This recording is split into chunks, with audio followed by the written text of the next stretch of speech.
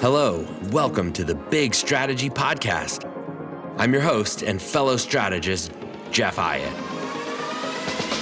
This is your go-to spot for real talk with the masterminds of business strategy. It's about sharing stories, insights, and those little nuggets of wisdom to help you unlock big growth. Let's turn the key and spring into action. Welcome, everyone, to this episode of the Big Strategy Podcast. I'm your host, Jeff Hyatt, and I'm honored today to be joined by Russell Hancock. And Russell is with joint venture Silicon Valley, a think tank that spends a good amount of their time focused on the economic and political issues driving the Valley's economy. And while we talk to many startups here, and we also talk to many established executives in growing businesses, what Russ is going to talk about today underpins all that they do. So, Russ, thank you for bringing a viewpoint on Silicon Valley to a global audience. My pleasure. I'm honored by your invitation. Thank you. So we always start with the hardest question first, and that is, please introduce yourself. You did such a nice job of it just now. I lead an organization. It's called Joint Venture Silicon Valley. The organization also houses a think tank, and that think tank is called the Silicon Valley Institute for Regional Studies. Our mission as a think tank is to understand this region, and in all of its complexity, we study the region, its trends, its challenges, and we provide a steady stream of data sets, indicators, white papers, and analytical work. So think of us as a classic think tank. However, we are different in one very important respect. The think tank was created by and for Silicon Valley's leaders across all of the sectors. When we began, we were created by labor leaders, business leaders, especially coming from the tech sector, local government, elected officials, city managers, college university presidents, foundation chiefs. All of these sectors came together and said, hey, Silicon Valley really needs this analytical apparatus. And so they created it and they continue to fund it. Then the point isn't just to do a study so that we can say, there's the word. The point is for all of those leaders to then take up the research and the analysis and grapple with the findings and decide what to do about it and decide whether there should be collective action. And then our organization also facilitates that dialogue, the discussion, the interaction, and the decision making. So that's what I do. And then you should also know that, like you, I hold a faculty appointment at Stanford, little country club across the bay from you guys. That's all right. You know, this is a place where that's safe, and we it's a meeting of the minds, as I like to describe it. Yeah, you talk about having an academic background and continuing that today. Help us with just, for those listening and inspired by what you're going to talk about, tell us just a little bit about your journey to how you got where you are. Happy to do that. I came to Stanford to get a PhD in political science, which I completed in 1993. And it was a fabulous journey, intellectual and otherwise. When I finished the PhD, like most everybody, I went on the job market, and I saw myself as joining a faculty and having a life of teaching and research. There was one problem. I was a little uncomfortable with the academic nature of political science. I had realized that mostly political scientists write for each other, and they have their commerce in the obscure journals of the field. It was uncomfortable for me realizing that elected officials, decision makers, city planners, they don't consult political science. They will never pick up the American Political Science Review and read the pages and pages of equations and abstruse material in there. That was uncomfortable to me. The reason I sought political science in the first place was because I wanted to be in the arena, bringing a knowledge-intensive approach to the arena, but having something to do with the decisions, the trade-offs, having a deep understanding, but also an involvement in those things. So I was wondering if I might be more interested in a path that somehow combined the academic sector with the public sector. And that's what I ended up doing. Exactly that.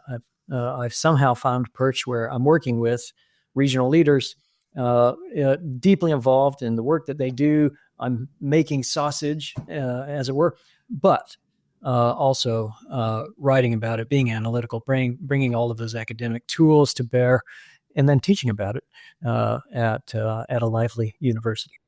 Yeah, wonderful. And no better way to test your research or to expose it to students. As I always say to my students, it's my privilege to learn alongside of you on this journey. So yeah, that's beautiful. It is. I learned so much. Mm. I mean, really, that's how I, not that we're going to talk much about AI, but as from a technology perspective, but I know we'll touch on it from an economic and political perspective. But one of my students at the dinner break a few years ago said, all the computer science projects at Berkeley are about AI. And, I had a concept of what it was, but I couldn't explain it to my students. And that was my motivation to dig deeper. So to, the students out there, even the experts spent a good amount of time. Oh, man. They keep us fresh. They keep us nimble. They certainly keep us educated. Yeah. So how do you play this role of an advisor with a lot of different stakeholders as supporters who, are not always aligned, and that's healthy because it keeps us nimble, as you said. Yes. But talk to us a little bit about, just from a pure management perspective, how do you manage something like Joint Valley? Ooh, probably joint venture. Yeah. Well, it's harder than it looks. I'll tell you that. Think of this as a United Nations. Mm-hmm. But instead of gathering the nations of the world, we're gathering the sectors of a region. But it's the same thing going on. I'm not kidding. It's the sectors don't speak the same languages. They have different viewpoints, different vantages, different ways of framing the problem. And so that has to be a facilitated interaction. The incentive structures of a business leader versus a government leader are completely and radically different. And so, again, that has to be a facilitated encounter. And we try to do that. And there's a skill set for that. No question about it. Then there comes the art of making decisions. And quite often we can't get there. We can't find that consensus. And so we just have to say, okay, this is actually an area where there won't be a collaborative solution. Mm-hmm. This is actually going to have to be fought in the arena, in the political arena. And that's what it's for. And so off they go to city council chambers, and they can throw arrows at each other and figure out who wins and who loses. Where we come in is to find the areas of agreement. And when there is consensus, or when we can forge that consensus, it now has the support of all these sectors behind it, and that's really powerful. The rest we set aside. Well, and I appreciate that. It's some of the research from Google in terms of what makes a successful team, and as they looked at their own internal teams and capabilities, was consensus was not the hallmark of a high performing team, especially when you're dealing with high stakes like you are in terms of regional economics and the political opinions of the day. Like, that's, I think, hard for some people to understand. And so when you're trying to, work through that, we don't have consensus, but yet we need to move forward. Yes. What's that? You talk about being the United Nations. Yep. What's that real trick that you found to be helpful? Well, sometimes it's just deeply discouraging. I wholeheartedly agree with your statement. Consensus doesn't necessarily lead to the best outcomes. In fact, sometimes it leads to the worst outcomes. Mm-hmm. The best outcomes is because people exerted will, political will. They had more vision. They saw a better way, and they insisted upon it. In fact, I'll tell you right now, anytime you see an outcome, let's say you see a really beautiful city street, and it has pleasing aesthetic design, and it's highly functional, and it's a place where you feel human and alive. I'm telling you right now, that wasn't an accident. That was not a consensus decision. So that happened because somebody staked their career on it, maybe fell on their swords, had to fight, had to really fight and exert. So the people that maybe we should most admire are the people who say we're going to build this, and you can lead, follow, or get out of the way. Unfortunately, at the regional level, I have to work with the realities that we won't always have that. And regions are frustrating. If I can make this point, Please. Regions are without any organization, right? Cities are completely organized, and they hold authority within their city boundaries. They can act as a jurisdiction to fulfill their mission. But a region is just a loose construct of cities that are held together. And there's no overarching framework or decision making. And there's no overarching authority that can actually call the shots, that can say, we're going to develop this transit system. We're going to locate it in this place. Nobody can call the shot, which means what you're left with instead is chaos, the possibility of consensus, which is hard to find, or, a Darwinist kinds of outcomes, right? Yeah. Yeah. Mm-hmm. Yeah. So, yeah, frustrating work. But fruitful, when you're talking about one of two major metropolitan areas in the world's fifth largest economy. I mean, it needs this regional consensus to participate on That's a global our premise. scale. Our premise is that the region would actually profit from more organization. Yeah. We would even be in favor of a regional government, which makes people howl with laughter. But we would actually favor that. We think the Bay Area should have a president, that it should have a board, it should be elected by the entire region, and it should be vested with authority. And, they might be wrong, but by golly, they could do it. They could actually do the thing. They could make a decision, and then, then we could see progress that way. But since we don't have that thing, I'm an organization that's trying to be a proxy for it. And we do it by being that gathering place and then providing the analytical tools. I'm fascinated by what you shared. And I agree that in politics, we're faced with this reaction to oversight, but yet creating bodies that can actually execute, that have the will to execute. Yep, exactly. And it's just utterly fascinating. And I've been reading so much about it lately. I'm tempted to go down the rabbit hole, but I'll steer clear. I'll just say there's a lot of similarities between the post-Civil War era in the United States, particularly the 1870s and 1880s. Yes, and the rise of the political class there, and the political class that we're living in today. And to get one of the key tensions there was the idea of a government that's responsible to the people, whereas the government was trying to insulate itself from the people, yes, with appointments and so forth. And it's just very, very fascinating. And like you said, I think the area could benefit from a bit more will. Yes. Yeah, I'll agree with you. And yes, it's practically surreal. Yeah. So let's touch on that. I'm sure there's a litany of issues we can cover here. So I'll let you have first swing at it. When you talk about areas in Silicon Valley where we need will, what's the underpinning? I mean, talk economics with us. Give us the political structure. What is that underpinning before we get into what is the, where we should be going? Gosh. Silicon Valley, first of all, is not a place. You can't point to it on a map. It's right. It's just a term. It's a nickname that was coined by a journalist in the 1970s to describe a phenomenon. And I continue to believe that that's the best way to think about Silicon Valley. It's a phenomenon. What is that phenomenon? It's two things. It's innovation and it's entrepreneurship. And we have amazingly innovative people doing astonishing technical things. These are people that can make those electrons dance. And there's no place on the planet that has done it with the kind of intensity that it has happened here. However, we're not the only innovative place on the planet. There are many places that have innovators, and innovation can happen. But we also have that second element, which is entrepreneurs. And entrepreneurs are people that take an innovation and they connect it to the marketplace, which means they're building companies.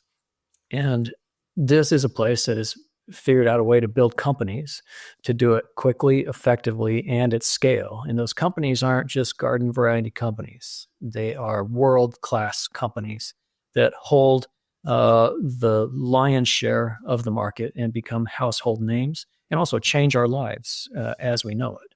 So You'll also find entrepreneurs in other places. That's not unique to us, but it is actually quite unique and distinctive to find such a collection of both innovation and entrepreneurship in the same place at the same time. So when you ask about our economy, that's the first thing we have to understand. That's the starting place. We have built a fabulous ecosystem that nurtures those two species, the entrepreneur and the innovator. And then this dense supporting network of infrastructure, which includes the universities, but it also includes the national labs, and then it includes an industry that we invented, venture capital. That venture capital, remember, did not come out of the financial sector. Venture capital was created by Silicon Valley actors who were frustrated by the financial sector and decided to dream up a new way, which has been amazing, highly effective, the most effective way to quickly scale up a company that humans have yet invented. So that's how we need to understand this economy. Now, this incredible economy, which has just grown prodigiously for about 90 years, we're approaching a century of doing this. This prodigious economy has been plopped down on a fixed landscape. That landscape is a narrow peninsula surrounded by hills and mountains and permanently protected open space and water.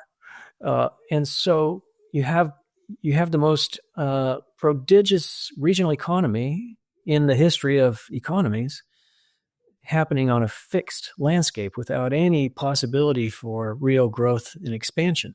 So we have serious problems as a result. We can't easily build, we can't easily develop, and as we add jobs, we haven't kept pace with the housing because it's hard to provide housing in a landscape that's already built out.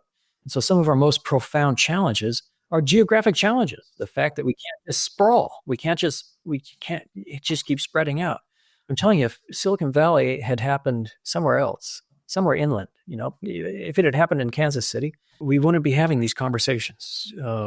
It would be unbridled growth, but instead we have to talk about very difficult problems. 9 counties, 101 cities, 7.5 million people. We would be just the Bay Area would be the world's 14th largest economy in terms of GDP and population. It's all extraordinary, but it happens in this place. And so we haven't been able to address, and because we're unorganized, remember, politically unorganized, right? Nobody in charge here. And so what we have instead is this haphazard pattern of growth, 5 rail systems, but they're all orthogonal. And they don't connect. They're not integrated in any way. Even if you wanted to connect them, you couldn't because they're different gauges, right? And so there they are, like spaghetti that was spilled on the floor, and now facing a financial cliff. And then here we are looking at problems like sea level rise, which affects every community along the bay, but no framework for addressing it.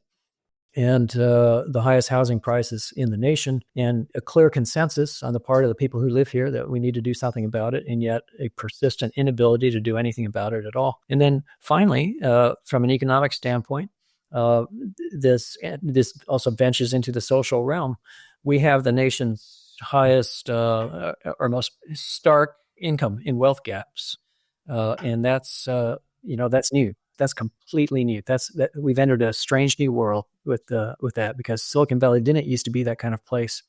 Now it's a place where the lower half have stagnating wages, and then the top 10% are high flyers, and so it's issuing onto the stage a whole set of profound community and social issues. Thank you for all that, Russ. And I think you've set us up for a great set of conversations.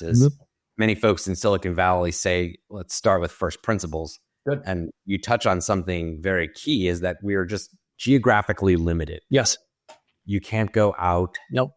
There's a clear resistance to going up. Mm-hmm. And even if we do go up, the infrastructure in place can't support that influx of people. Yep. And so we're at this stasis point, but yet everything around us is changing. And so from a fundamental standpoint, like it feels like it has a finite lifespan. And I know that everything has a finite lifespan, but what are some of the first principles you apply when you think of the Silicon Valley area, the peninsula, if you will, knowing that you have these very basic constraints? Yep. Well, as long as I can remember, people have said this can't work. It's not sustainable. This simply can't go on. It's all going to come crashing down at some point. There will be a market correction. Something's going to force this. And Silicon Valley, as a result, will become less competitive, may lose its edge. People in the 80s, people in the 90s, again, were deeply concerned that Silicon Valley would become a has-been, that we would be like Pittsburgh. And the dot-com bubble was, for many, they thought would be the nail in the coffin, and it's clearly not. People have written the obituary of this place many, many times over. And it hasn't been true, and it's never made sense. It doesn't make sense. To me, we defy gravity. To me, we're sort of like you ever see one of those black bumblebees, the big ones? They have a big body and tiny wings. Yes. And, if you're an aeronautical engineer, you'll look at that and say, that's impossible. It can't fly. And yet there it is, buzzing around in your garden. Somehow Silicon Valley has been like that. It doesn't make sense, but we keep defying gravity. And when you have this rapidly expanding economy and the pie just keeps getting bigger and bigger, it's like everybody's okay. And the growth, the prodigious growth, would mask a lot of the underlying problems. Now, something really interesting has happened, something profound. The pandemic set in, and we learned a couple things. Two things in particular. One is we saw how stark those divides were.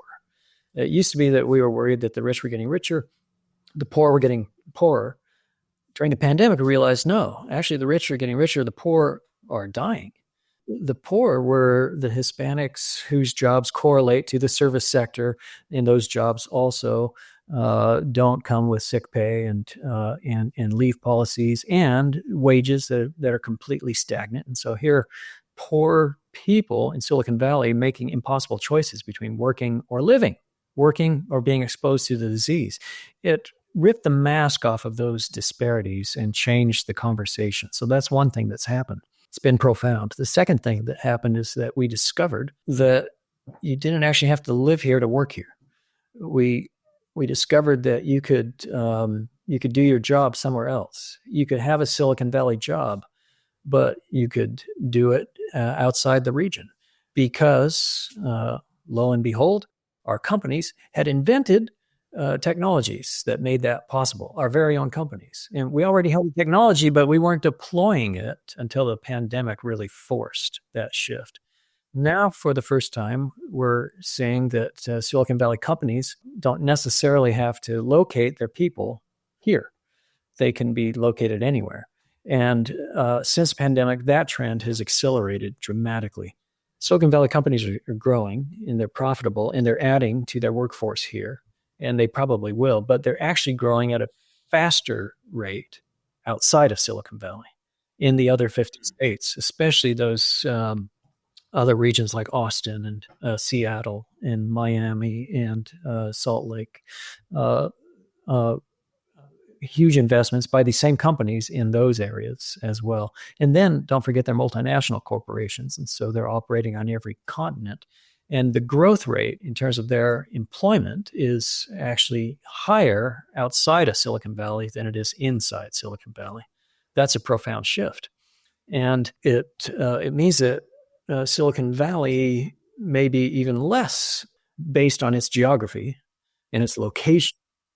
And we'll go back to the thing I said at the very start, which is Silicon Valley is really a phenomenon. And that phenomenon is those two things, but they can happen across the planet in a way that is now networked and connected together. And that may be our future as a region. Silicon Valley, a distributed phenomenon. I think that's a fantastic point. And I want to emphasize what you just shared is because on one hand, people are still fighting to get here. But on the other hand, the benefits, or I shouldn't say the benefits, at least the opportunities as you described them are being distributed. Yes. And that sort of washing machine cycle, Yep. where people talk about, or the press talks about people leaving the Bay Area, I don't think that's a negative. I think that's part of this washing machine cycle. And some people are lucky enough to get a foothold here. And I do say luck because the entrepreneurs that I speak with will all say that a lot of their success is due to luck. But that all being said, what's preventing folks, and I say folks broadly because I'll let you define that, what's preventing folks from seeing that export of a mindset as a risk or a lesser opportunity? Yeah, super interesting question. There has been the Chamber of Commerce mentality, or the local booster mentality, I like to call it, where they see the world as zero sum. We're competing for jobs, and so a job in our region is a win, and a job in somebody else's region is a loss. Then we keep score and see who's winning and who's losing. That is probably an outmoded way of thinking for so many reasons. One reason is, who said this is a contest? Why wouldn't we want every state to have the kind of prosperity and creativity and vitality that we have seen here in the Bay Area? We would want that for the entire nation, as opposed to the stagnation that we're observing as industries fade and fail to be replaced. So the dynamism here, you would hope that would be spread across the entire planet, and that we should have a hopeful and optimistic view about its promise and its potential. So that's a different way to think about this. And then yet another aspect of it is that it actually might be to our good, to our advantage, to our health, if we could have a little less job growth, a little less population gain. It alleviates the pressure on all of these scarce resources, including housing, and we can address some of our issues that way. And then finally, just to stress, geography doesn't necessarily have to matter as it did. It matters less now because we have the tools to be connected together, and they work, and they're very efficient and cost-saving. So all of those things, to me, portend advantages, not only for us, but also for the world. But don't ever forget, there are things that are here, physically here, that also redound to our enormous benefit. You're at one of them, Berkeley, and Stanford is another. You're at the other, yes. That matters, but also all the rest of the colleges and universities here, including the community colleges, which are high-functioning, high-performing. Then the fact that we have located venture capital here is hugely important. And the location seems to matter to the venture capitalists themselves. And then the location of not one but many national labs and research institutions. That will always give us a leg up on other places. Yeah, it's interesting. If you think about the Wall Street model of finance, that's still very geographic centric. I mean, sure, you have investment banks in the city and down the peninsula, but your stock exchanges are still in New York City. It's a fixed location. And to your point, the hope is that venture capital not coming from a financial heritage, rather as a necessity from the entrepreneurship community. I think we've seen that disperse around the globe at an incredible speed. Yes. So I actually see this as a time of transformation, maybe some profound structural change, but I think it spells opportunity for the planet, and the kind of opportunity that is not doesn't come at our expense. That's how I see this. At the Berkeley Innovation Group, we are a strategy consultancy and AI advisory firm focused on mid-market companies looking to unlock big growth. In contrast to management consultants' typical top-down, hypothesis-driven approach, Big uses a curiosity-inspired, bottom-up approach, leveraging customer insights to drive strategy co-creation. Learn more about our approach by downloading our ebook at biginnovates.com/ebook. Now, back to the show. So with that being said, let's crack open the AI nut. And you talked about income inequality here in the Bay. And yes, every successive technology seems to drive that wedge further in to the population. And is AI truly a transformative technology in that respect, that it will shift the paradigm in the Sam Altman, effective altruism approach? Or do you and your team think of AI as just the next technology in that process of further separating us? Because we've already seen a concentration of wealth in the public markets around AI, and that clearly is not trickling down to the average person just yet. So with this transformative mindset that you talked about, give us a little bit of your insight, please. You first of all need to understand I'm not a technologist. I don't know the first thing about massive data processing. Understood. I'm an observer, and so we've observed it from the standpoint of is it becoming an industry unto itself? Is it the next wave? And is it an economic generator, and will it become a major driver? We can speak to those questions. Please. Those are things that we can measure. We can absolutely measure. Right. And sure enough, it's generating massive amounts of investment. In fact, record levels. The investment going in is in small amounts, but also big amounts, including enormous mega deals measured in the hundreds of millions of dollars. And this region is attracting more of that investment than any other place. And then in terms of the density of the players, there are more players locating here. They're locating especially in San Francisco. That's becoming an epicenter for this. San Francisco actually growing again. That story's not out there. So startup activity, venture capital, it looks, it smells, it feels like a major wave that's going to carry us forward. And if it's your bellwether, if you're looking into the future and you think that's the most important thing to look at, well, then Silicon Valley is in the driver's seat. There's no question about that, and the Bay Area as well. So, that's one way to think about it. I also think we should look at it another way, which is it's not just a thing. It's not a new technological development. It's in everything. AI is in everything. It's becoming like the iPhone. It's just a thing that infuses everything. We'll see it across industries. We'll see it in all of our devices, and so it's an enabler. We should probably be looking at it that way. And not just as an economic enabler, let's put it that way. Given your purview, and I appreciate you confining the opportunity space here, not to the technology, but to its impact, which was my attention. Is there, going a step deeper, is there a framework or some sort of lens that you look at disruptive technologies? Because it's, again, not as a technologist, but just as the next wave of innovation, and how you see them coming, when do they crest, how do they wash over the entire peninsula and the entire economy? Yeah. Framework, lens, how do you look at it? It's very striking. Our history over that 90-year period has been one of successive waves. And it's really quite remarkable. A wave will come in, and all the waves have a life cycle, right? There's a discovery. Then there's economic activity around that discovery. There's invention. There's entrepreneurship around that discovery. Companies are created. Industries form.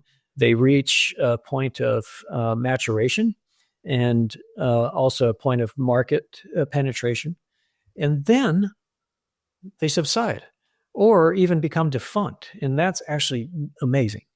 We see waves come in, reach their maturity, and then disappear altogether, to be replaced by another wave, which is, the remarkable trick of reinvention. And that's another really distinctive property about Silicon Valley, is our ability to reinvent, to come out of a wave with something completely different, and then to do it quickly and to do it at scale. And so as you look at our history, it's one wave after another after another. It was transistors and solid state physics, and that led us to vacuum tube technology, which then continued into the integrated circuit, then the semiconductor, and then computing at a large scale. But then the computing devices brought down to a personal scale. Every one of these is different waves, and industries that matured and then became defunct. And that's still happening. Those waves are still coming. Another really distinctive thing about our region is that the waves there have been parallel waves. So there's been the one around information technology, computing, but there's also been at the same time parallel waves in biotechnology, mapping of the human genome, personalized medicine, and then another set of parallel waves around energy and energy efficiency and storage and battery technology, and even automobiles themselves, electrics. So all of these waves happening, starting, maturing, declining. It's amazing. It's really amazing. Other regions, I need to be clear about this. Other regions don't have that property. Let's look at Detroit as a contrast. One technology. It's still a one technology town. There hasn't been reinvention to speak of. They're still actually putting the same product on the market. It's 4 rubber tires, a chassis, and a combustion engine.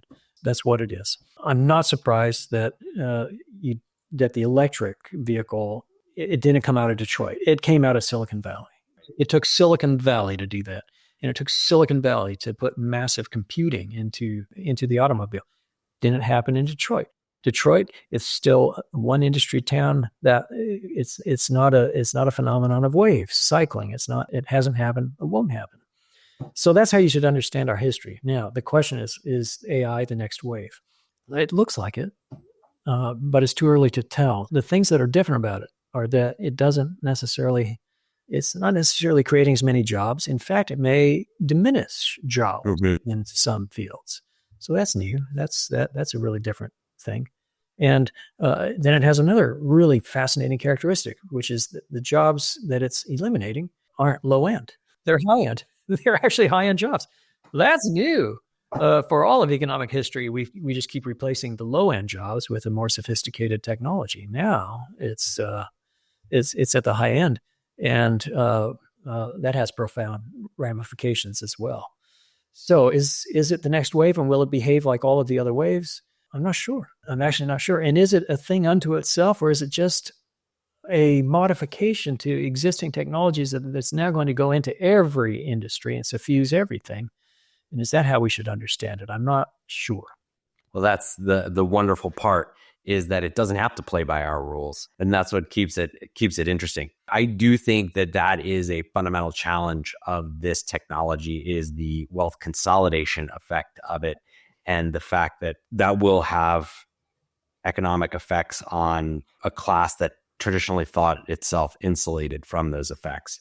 But again, it's a bit of a prisoner's dilemma, right? If I engage with AI, it makes me more efficient today, but does that put me out of work tomorrow, in effect, by improving the technology? And it's difficult.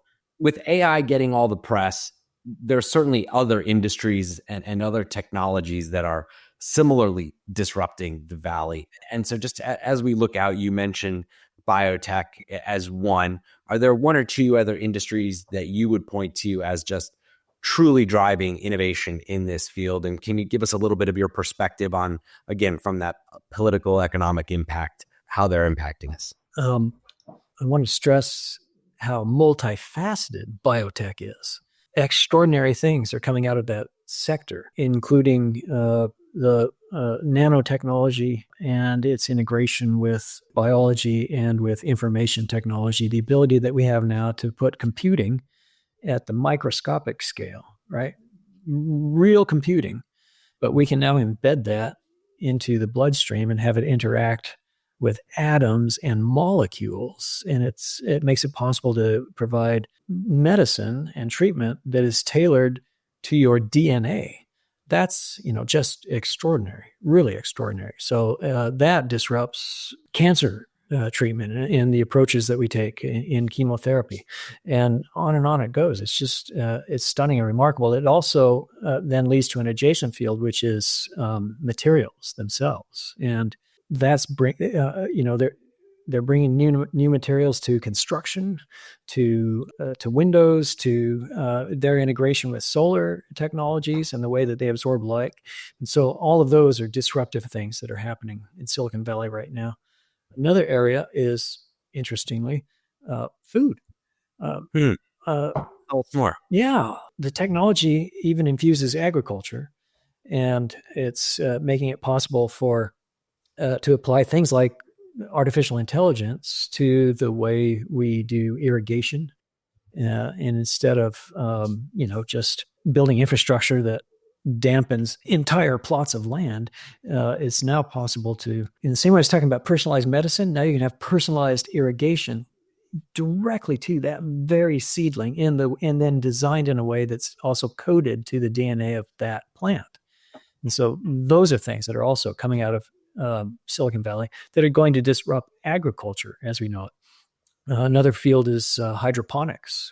In other words, the ability to grow food at scale without soil. Mm-hmm. So that's another area. Oh, and then another big area in food is alternatives. Not hamburger, but something that tastes just like hamburger, right? Right. You can't tell the difference. You literally can't tell the difference, but you're not killing a cow to eat your hamburger. That's becoming a big area of investment and company formation. And, the intensity is coming out of Silicon Valley companies, many of them still startups. So that's an area. And then the other's been around for quite a while, but it's transport. Silicon Valley has been innovative and highly disruptive in the realm of transportation. And that includes what we've done with autonomous vehicles, which are now for real. Your Waymo delivering you where you want to go in San Francisco without a human component. But then that's continuing into other applications and companies sprouting up around that. Flying cars. We used to laugh and say, "Oh, that's Jetsons. Those are the Jetsons." But it was serious people with serious money behind them, coming from Silicon Valley companies, including institutional investors, are turning cars into drones, into things with vertical lift, addressing transportation challenges that way. So these are the areas that I think where we'll see Silicon Valley continue to be disruptive and innovative. How much of that is driven by the limits of, or the possibilities, I should say, of technology vis-a-vis some of the constraints that you discussed at the beginning of our conversation about just whether they're physical constraints or the financial inequality, et cetera? What's the motivator? Let me take a step back to help frame it. So a framework that I always look through is Tim Brown of IDEO, 3-phase: desirability, feasibility, viability. Okay. Does it meet users' needs? Yep. Can we build it, and do we make money? There you go. And so feasibility, I think it's often Silicon Valley leads because we can. Yes. From a technical perspective. But when you talk about food, transportation, biotechnology, longevity, health, et cetera, those are like human-centered needs. Yeah. And so where do you see Silicon Valley really being motivated by? The money, the tech, or the people? Well, the money is always a motivator, no question. Absolutely. People like making money. Newsflash. But there's also a thing embedded in Silicon Valley culture. They also like solving problems. Yeah. They like, they have that engineers thing. We all know the joke about the engineer that saw the guillotine had, this joke, right? Everybody knows this joke. Yeah. Engineer is being executed. He's in the execution line by guillotine, but guillotine keeps jamming. It keeps jamming. He says, wait, I can fix that. There you go. So Silicon Valley engineers like to see a problem. They want to fix the problem. Just because there's a problem, they see the world that way. They're fixers. So both things are going on. Both are motivators. No question about it. But then we come to the thing in the middle, which is feasibility. And there is a profound shift there. And I'm glad that you've marked it. The shift. For most of our history, we've been making things that are easy to make. And it's because you can do it. I mean, let me exaggerate to make the point. We made software. When you make software, no problem. You take your intellectual property, you put it onto, you would put it onto a disk back in the day. And then you would put that disk into a brightly colored cardboard container and you would shrink wrap it. That's it. That's all it took. And then you would count your money, right? So that's how software worked.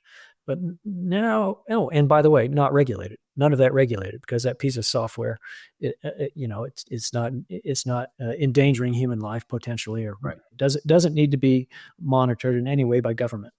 So couldn't be easier, right? Now we're talking about biotechnologies, environmental technologies, climate stuff, sustainability things, systems level stuff, things that you have to build out at utility scale. Or if you're talking about drones and autonomous vehicles and flying cars, massive economies of scale that have to be created, a huge role for government. Government even has to become your partner in these things. Sometimes an overseer, sometimes a regulator, sometimes a monitor, but sometimes they actually need to be a partner. And it has to be developed in a partnership or a collaboration with government actors. Okay, none of those things play to Silicon Valley's strengths. We're not good at that stuff. Not good at politics.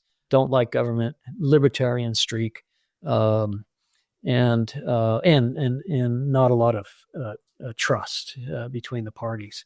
So the feasibility there at that scale is an issue, and I think it's why it's been harder to see Silicon Valley's work the same magic on some of the world's more complicated problems, like energy, batteries, storage, and solar, and some of the biotechnologies.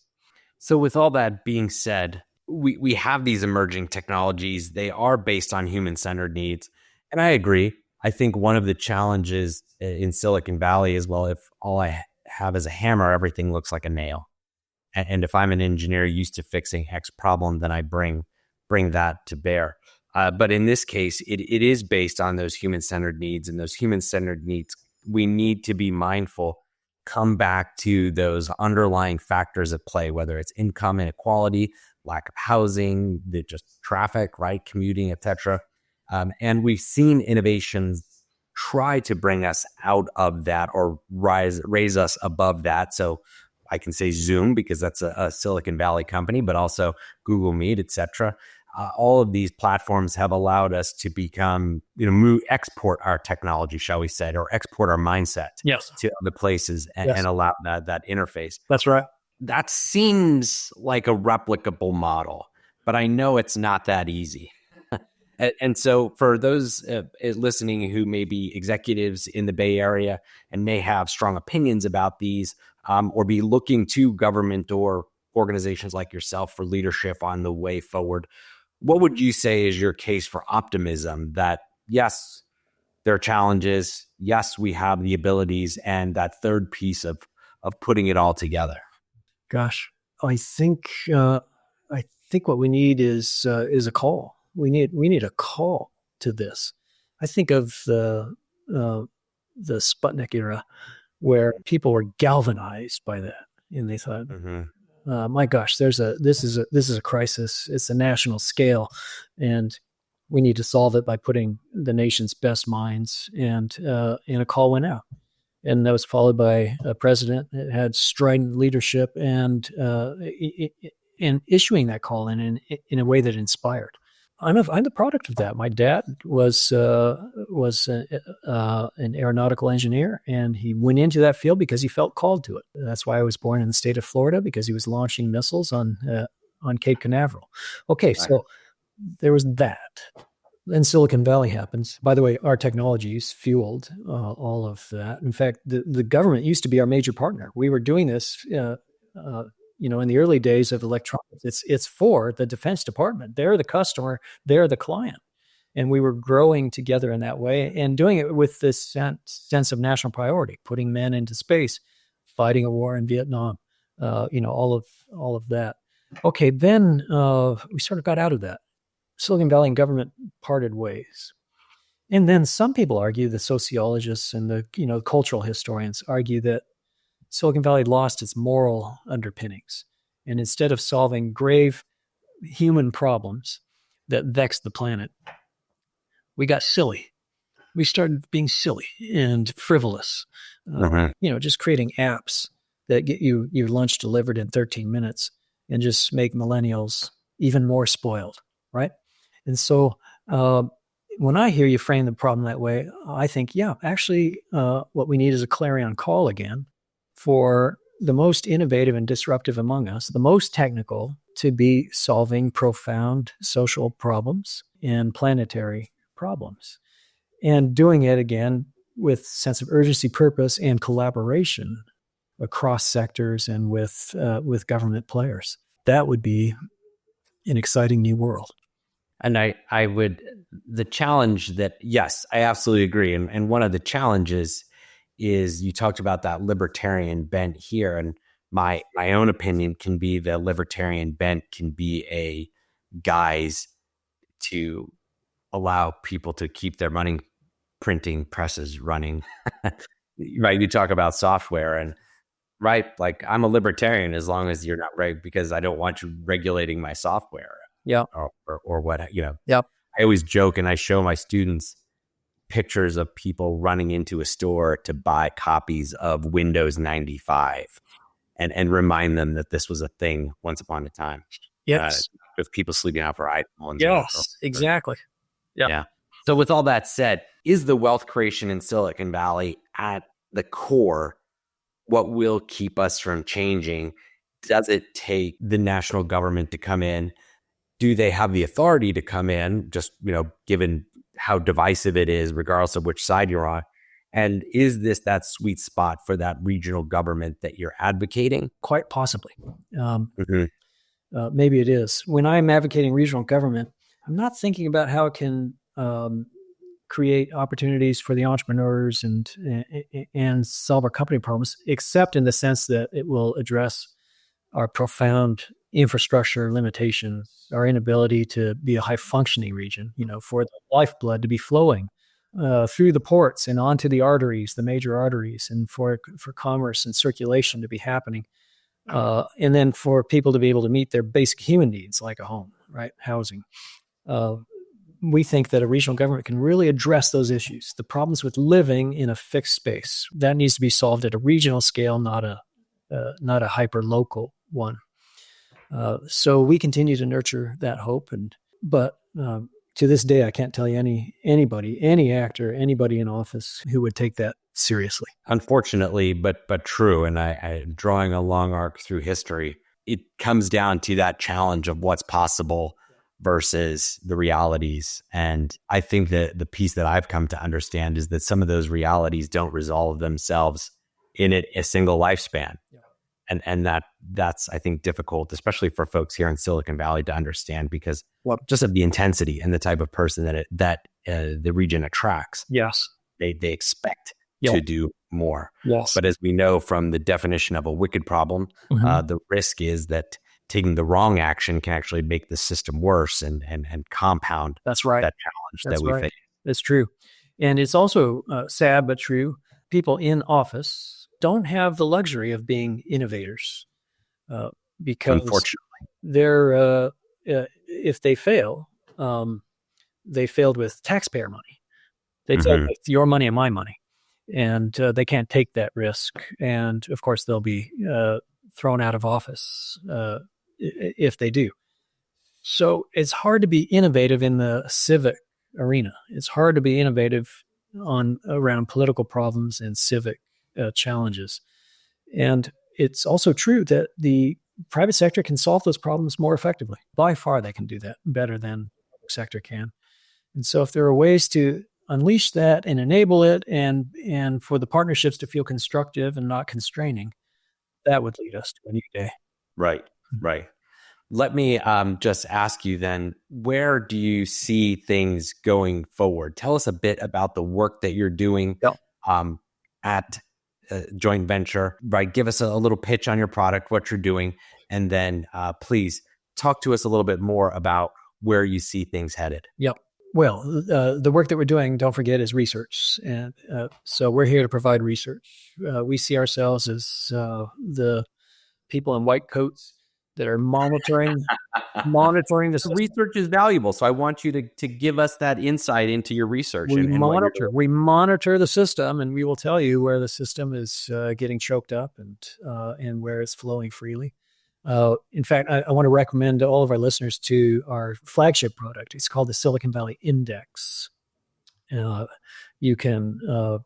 It's a document that compiles hundreds and hundreds of indicators. Anything that we can possibly measure, we measure it, and then we publish it in the Silicon Valley Index. So I mean, we're not only looking at the economy, we're looking at the whole ecosystem. We're looking at society. We're looking at third grade reading scores on standardized tests. We're looking at who's meeting the UC entrance requirements. We're looking at mercury levels in the bay. I mean, just everything that we can measure. We are tracking it very carefully. And once a year we publish the index. You can pick it up on Amazon, but we also put it all on a richly interactive website. It's a dashboard for the region. It's called SiliconValleyIndicators.org. And there you can pull up all of the data. You can search. It's organized in a way that's clear and easily accessible. And so that's our flagship work, and we will continue doing that. And we want to do it even more effectively, and we want to be doing that at scale. The problems that are most pressing would be the fact that wages are stagnating for most, and it's created actually cleavages, profound cleavages. I want to remind everybody that in the 70s and the 80s, Silicon Valley was just a middle-class town. I mean, I'm not kidding. It was a place where everybody worked at Lockheed or Hewlett-Packard, and they went home to their tract house in Sunnyvale, and they mowed their own lawn.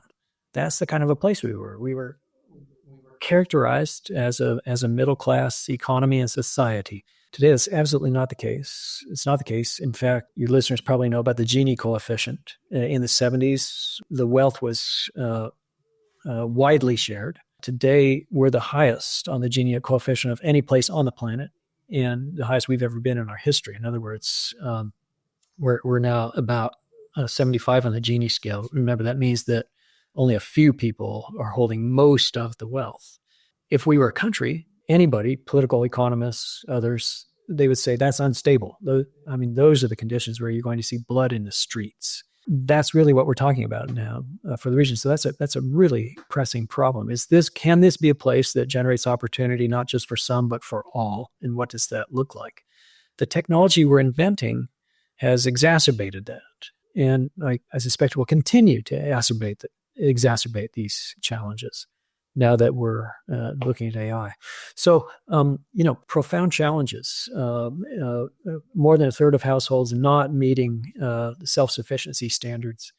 40% of Silicon Valley children are living in homes that are not self-sufficient. And then profound disparities by race that continues to happen. So I see those as our really pressing human challenges. Then there's the other challenges that I categorize that go right along with it, which is the housing and the rise of homelessness.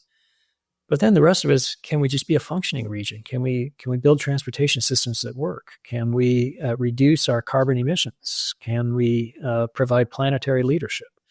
Those are also the things that we hope to work on with genuine effect. It's obviously a blueprint for sustainability. Yeah. And not just environmental sustainability, but as you said, yes. Economic sustainability. Yes.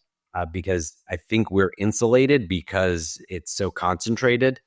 It's easy to be diluted by the whole, if you will, and whether that's the whole of California or the whole of the Western United States or just as part of the Asian Pacific Rim, however you choose to define that, I think our concentration is diluted, but it doesn't mean that those suffering from that concentration can't be shown a better way.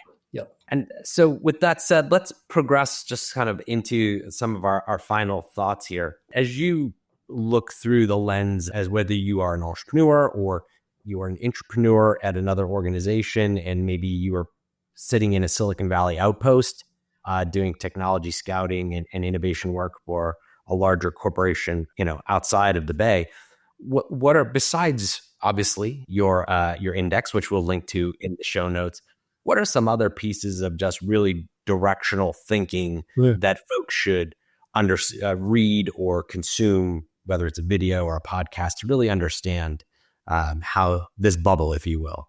If you're asking me what should entrepreneurs read to be better entrepreneurs, but specifically in this ecosystem, right? I'm not looking for technical direction. I'm looking for just to understand these first principles that are really driving what this place is and why. What impresses me most is that you won't see a lot of writing on it. There aren't a lot of people that are what I call regionalists that will sit down and look at a region and view it through the regional lens and consider the regional dynamics and not the more profoundly local ones or the state and national. Those people are in short supply, and they don't write books that you would buy in a airport bookstore. I'll tell you that. If to the extent that they're writing opinion pieces in newspapers, or they're writing longer form in publications like The Atlantic, and that is where I think some of the best writing has been, or The New Yorker. There's that long form journalism exactly. that is a 45-minute read that takes you deep into a place, but it has defined limits that it doesn't explore the extraneous influences. Yep. And so I think that's what I would recommend. And there was a long form piece in the New Yorker about San Francisco, what really happened there. And how do we understand that from the standpoint of housing, social decisions, public investment, private investment? That was a terrific piece. I can't remember the author. I'd have to look that up for you. In your opinion, what happened in San Francisco during the pandemic and since, and what's their way out? Massive capital flight, and so it left a hole in the middle of the city. Capital and human flight. People populated that downtown, and they're no longer there and probably aren't coming back. And so there's just massive amounts of vacant commercial space, and it needs to be now repurposed. So the city's doing that. But at the same time that was happening, major retail establishments also decided to leave. And so it was a double whammy for the city. And into the vacuum came other things, real challenges, including around sanitation and public safety. So it's just been really hard for San Francisco. But they get a bad rap. People have politicized it. This is not limited to San Francisco. All of the major cities are experiencing the same thing. I was just in Santa Barbara. Same story going on. Their major anchors have left, their retail anchors. They've left the downtown because our patterns have changed. Our spending patterns, our shopping patterns have changed. And so downtowns are having a profound shift. And some people are trying to point the finger of blame. I think it's the same old story, which is things change. Species have to adapt. Those who are dynamic will prosper. So we have the opportunity now to think fresh about a city and its downtown and what can be, and can we provide more housing options and integrate that with the rest of the landscape and provide the infrastructure that it would need. That's an exciting opportunity. If capital flight is a contributing factor, and I agree, it's easy to take your money off the table and then point and say it's call out its deficiencies. That's right. That's sort of a cowardice way to look at it. And government had a role, but isn't solely responsible for the decline of San Francisco, Santa Barbara, pick your town. And so because government was sort of scapegoated on the way down, do we trust the commercial interest to rebuild that city? Or is this a place where government needs to lean in and assert a vision that's more holistic about what that city needs to be or could be? Yeah. Well, the city is addressing its challenges internally. They've polished them. The voters have identified them. They've hounded some people out of office. They've made, really big, important decisions about in the public school setting. They've made big, important decisions about public safety and where that should rank on their priority list. And now they've installed a new mayor who wants to take another approach. So to my eyes, the city is being thoughtful and the city is being strategic, and they're trying to address all of these issues in a systematic way. That's happening. Now, the city can't do it alone. The city doesn't build anything except public infrastructure. the private sector will develop, the private sector will build, the private sector will create those dynamic institutions that make neighborhoods vibrant. So that has to be a true partnership. And that can't happen when the private sector is running for the hills or pointing fingers and blame. So in that, then I clearly understand that folks in government have a role in defining what that looks like being forward, and to ensure that that's not an AI vacuum filling that up. I appreciate that. But this boom and bust, as we have seen in San Francisco, is not the first time that this has happened. And it's a mentality that those in the region embrace. Yes. They come here because of. Yes. And so I think there's a bit more understanding about that, and folks willing to double back down on that. Yes. And let's hope that becomes the new normal going forward, that spirit of folks doubling back down. Yep, absolutely. Remember, when you're in an innovative region like ours, we will go through cycles. Mm-hmm. And what you have to remember is never to get overly despondent during the bust. Yeah. But you shouldn't be overly euphoric during the boom. We just have to stay level. That's my best advice. All right. Well, with that being said, I want to thank you so much, Russell, for taking the time to join us. And the one question I always ask my guest at the end of each conversation is, what is one thing that we haven't touched on that you think our listeners would benefit from knowing?